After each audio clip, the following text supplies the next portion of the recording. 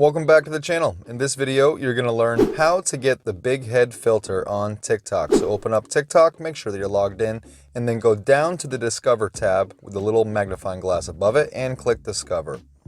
Top of this page, you're going to see a search bar. Click on that search bar and then type in big head filter, all one word with no spaces. The idea here is to find a video using the filter.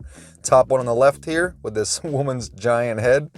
I've checked earlier, it is using it. And you can verify that it is using the filter by looking down to the bottom left of the video.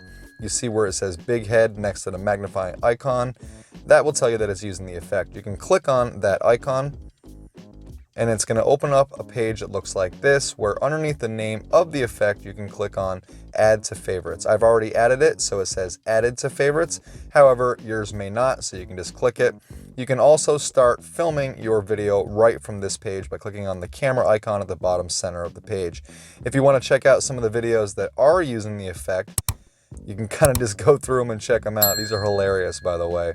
Giant freaking heads. In any case, I hope this video helped you out on how to get the big head filter on TikTok. If it did, annihilate that like button for me and consider subscribing because we talk about this sort of thing often.